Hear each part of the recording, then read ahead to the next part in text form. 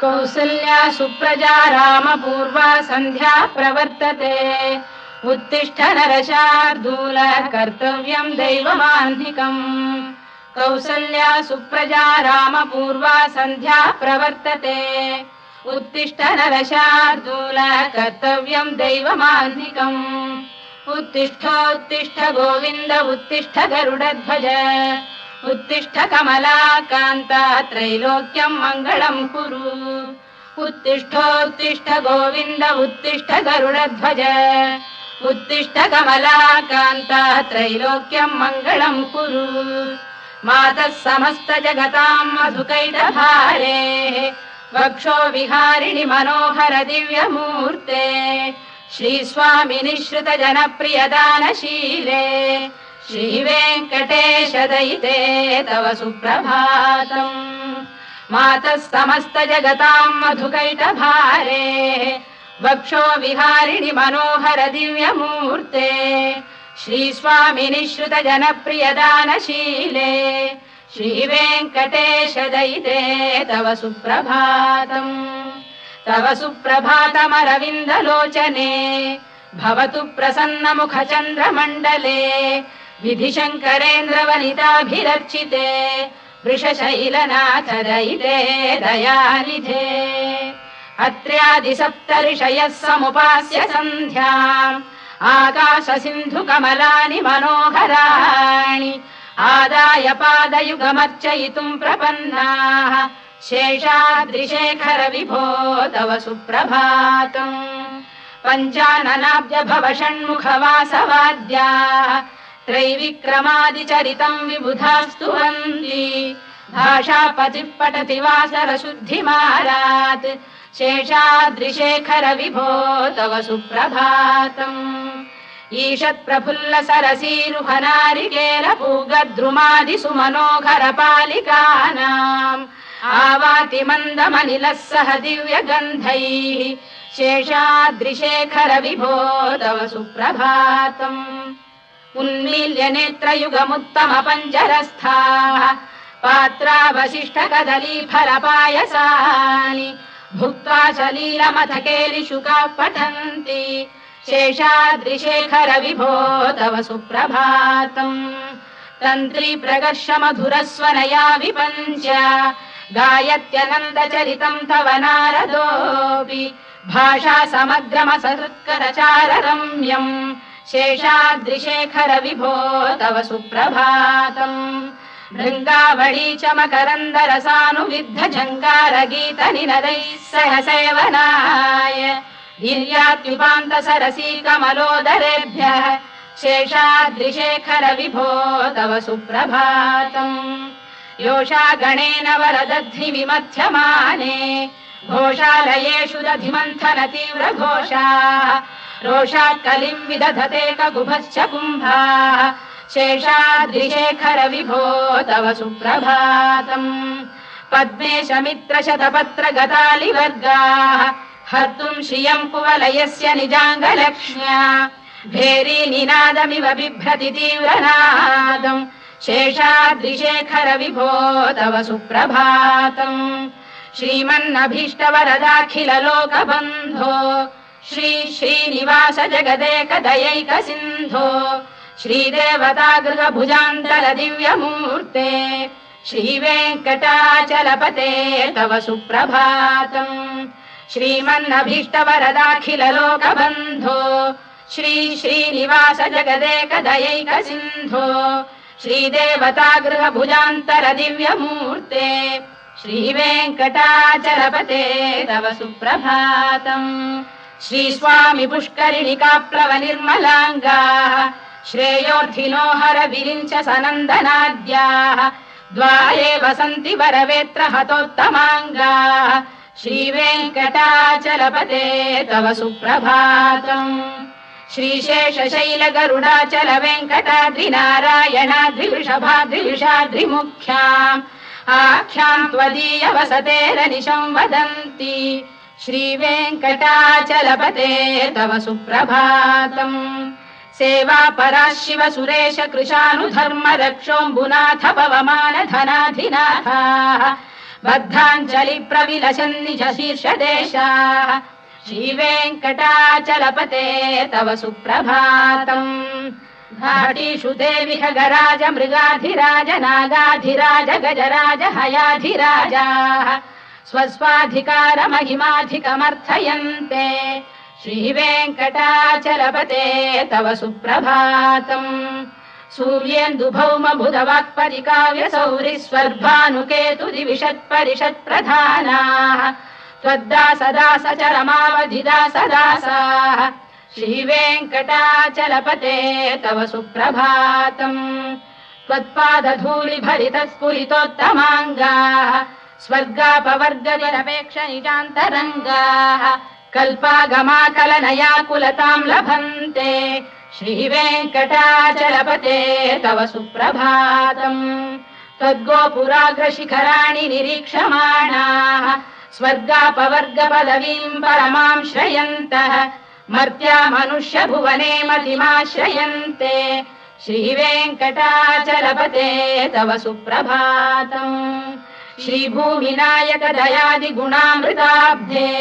देवादिदेव जगदेक शरण्यमूर्ते श्रीमन्ननन्त गरुडादिभिरर्चिताङ्घ्रे श्रीवेङ्कटाचलपते तव सुप्रभातम् श्रीपद्मनाभ पुरुषोत्तम वासुदेव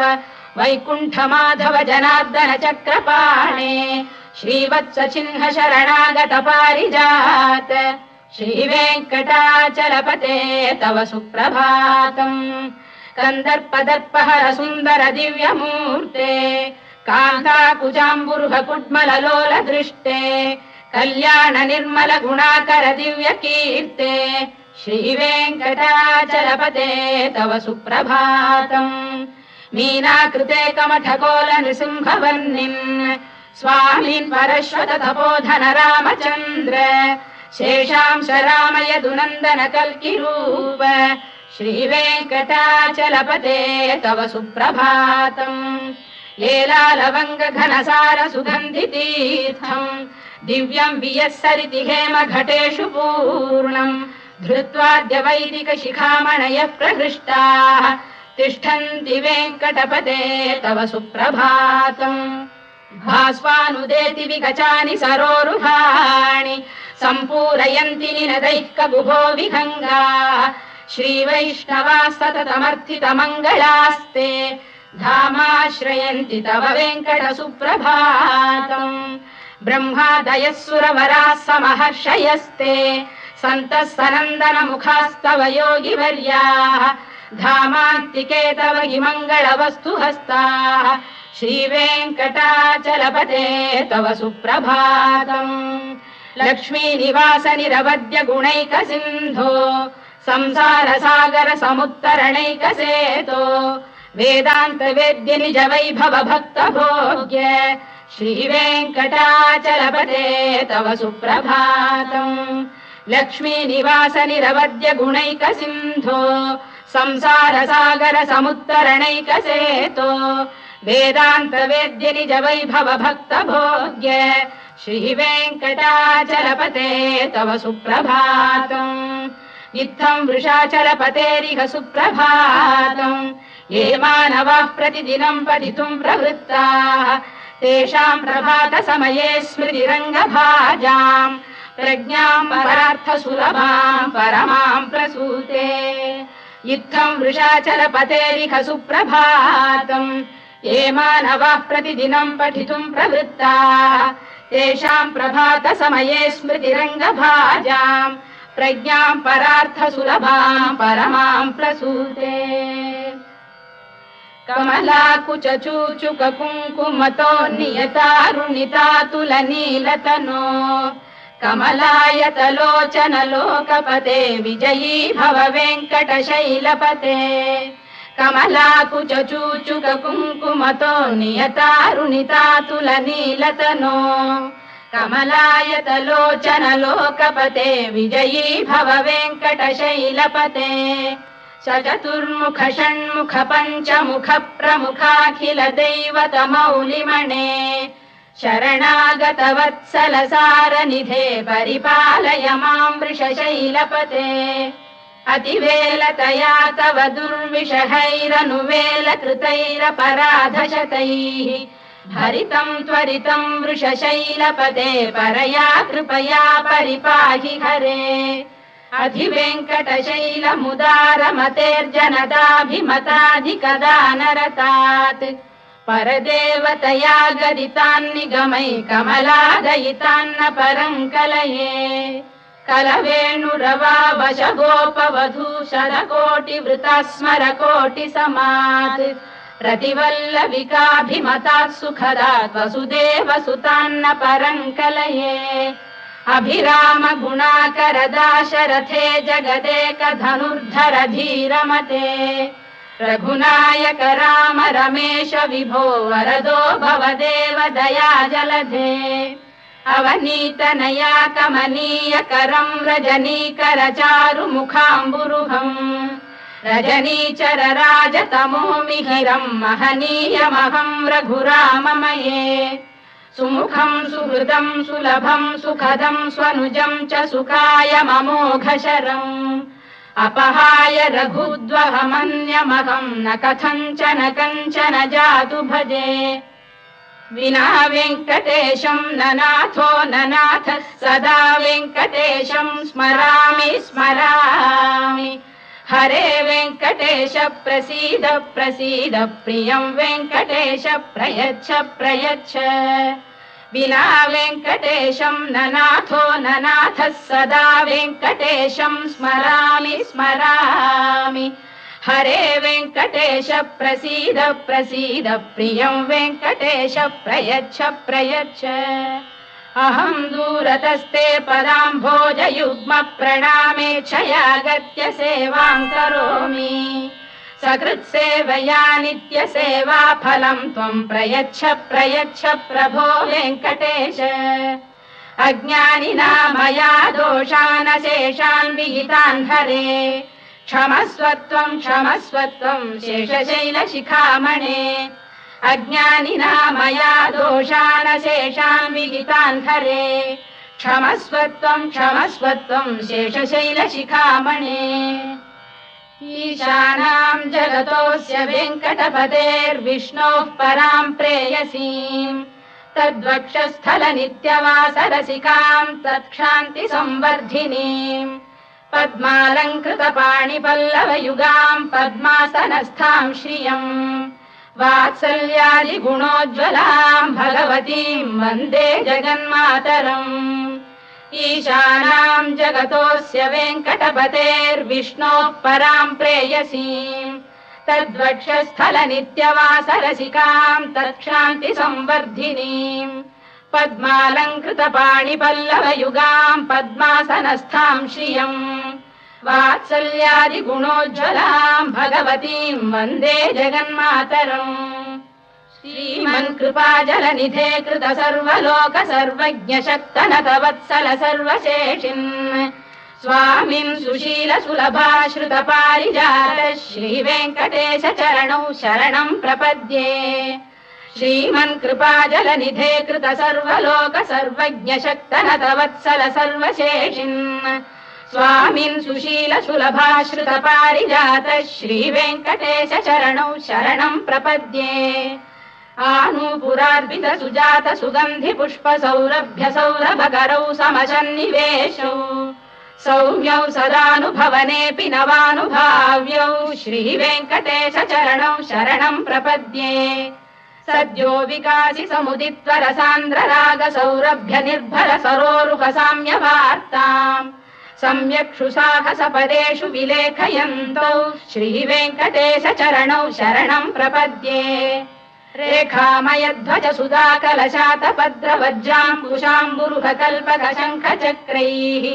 भव्यैरलङ्कृततलौ परतत्त्वचिह्नैः श्रीवेङ्कटेश चरणौ शरणं प्रपद्ये ताम्रोदरद्युतिपराजित पद्मरागौ बाह्यैर्महोभिरभिभूत महेन्द्रनीलौ उद्यन्नखांशुभिरुदस्त शशाङ्कभासौ श्रीवेङ्कटेश चरणौ शरणं प्रपद्ये सप्रेम भीति कमलाकर पल्लवाभ्याम् संवाहनेऽपि सपदिक्लममादधानौ कान्थाववाङ्मनस गोचरसौ कुमार्यौ श्रीवेङ्कटेश चरणौ शरणं प्रपद्ये लक्ष्मी महीतदनुरूप निजानुभाव नीलादि दिव्य महिषीकर पल्लवानाम् आरुण्य संक्रमणतः किल सान्द्ररागौ श्रीवेङ्कटेश चरणौ शरणं प्रपद्ये निद्यानमद्भि शिवादि किरीटकोटि प्रत्युक्त दीप्त नवरत्न महप्ररोहैः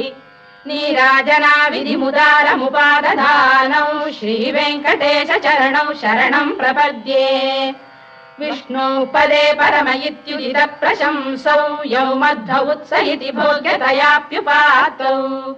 भूयस्ततेति तव पाणितल प्रतिष्ठौ श्रीवेङ्कटेश चरणौ शरणं प्रपद्ये पार्थाय तत्सदृश सारथिना त्वयैव यौ दर्शितौ स्वचरणौ शरणं व्रजेति भूयोऽपि मह्यमिहतौ करदर्शितौ ते श्रीवेङ्कटेश चरणौ शरणं प्रपद्ये मन्मूर्धिकालियपणे विकटाटवीषु श्रीवेङ्कटाद्रिशिखरे शिरसि श्रुतीनाम् चित्तेऽप्यनन्य मनसां सममाहितौ ते श्रीवेङ्कटेश चरणौ शरणं प्रपद्ये अम्लानघृष्यदवनीतलकीर्ण पुष्पौ श्रीवेङ्कटाद्रिशिखराभरणायमानौ आनन्दिताखिल मनोनयनौ तवैतौ श्रीवेङ्कटेश चरणौ शरणं प्रपद्ये प्रायः प्रपन्न जनता प्रथमावगाह्यौ मातुस्तनाविव शिशोरमृतायमानौ प्राप्तौ परस्पर तुलामतुलान्तरौ ते श्रीवेङ्कटेश चरणौ शरणं प्रपद्ये सत्त्वोत्तरै सतत सेव्य पदाम्बुजेन संसारतारक दयार्द्रदृगञ्चलेन सौम्योपयन्तृमुनिना मम दर्शितौ ते श्रीवेङ्कटेश चरणौ शरणं प्रपद्ये सत्त्वोत्तरै सतत सेव्य पदाम्बुजेन संसारतारक दयार्द्रदृगञ्चलेन सौम्योपयन्तृमुनिना मम दर्शितौ ते श्रीवेङ्कटेश चरणौ शरणं प्रपद्ये श्रीशश्रिया घटिकया त्वदुपाय भावे प्राप्ये त्वयि स्वयमुपेय दया स्फुरन्त्या नित्याश्रिताय निरवद्य गुणाय तुभ्यम् स्यां किङ्करो वृषगिरीश न जातु मह्यम् श्रीशश्रिया घटिकया त्वदुपाय भावे प्राप्ये त्वयि स्वयमुपेय दया स्फुरन्त्या नित्याश्रिताय निरवद्य गुणाय तुभ्यम् स्यां किङ्करो वृषगिरीश न जातु मह्यम् श्रियकान्ताय कल्याणनिधये निधयेऽर्थिनाम्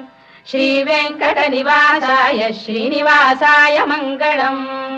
श्रियकान्ताय कल्याणनिधये निधयेऽर्थिनाम् श्रीवेङ्कटनिवासाय श्रीनिवासाय मङ्गलम् लक्ष्मी सविभ्रमालोक सुभ्रू विभ्रम चक्षुषे चक्षुषे सर्वलोकानां वेङ्कटेशाय मङ्गलम् श्रीवेङ्कटाद्रिशृङ्गाग्रमङ्गलाभरणाङ्ग्रये मङ्गलानां निवासाय श्रीनिवासाय मङ्गलम् सर्वावयव सौन्दर्य सम्पदा सर्वचेतसां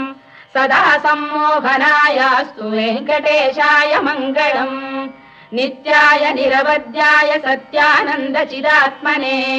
सर्वान्तरात्मने श्रीमद्वेङ्कटेशाय मङ्गलम् स्वतः सर्वविदे सर्वशक्तये सर्वशेषिणे सुलभाय सुशीलाय वेङ्कटेशाय मङ्गलम् परस्मै ब्रह्मणे पूर्णकामाय परमात्मने प्रयुञ्जे परतत्त्वाय वेङ्कटेशाय मङ्गलम् आकालतत्त्वमशान्तमात्मनामनुपश्यताम् अतृप्त्यमृतरूपाय वेङ्कटेशाय मङ्गलम् प्रायस्वचरणौ पुंसां शरण्यत्वेन पाणिना कृपया दिशते श्रीमद्वेङ्कटेशाय मङ्गलम् दयामृततरङ्गिण्यास्तरङ्गैरिव शीतलैः अभाङ्गैः सिञ्चते विश्वं वेङ्कटेशाय मङ्गलम् श्रद्भूषाम्बरहेतीनां सुषमावतमूर्तये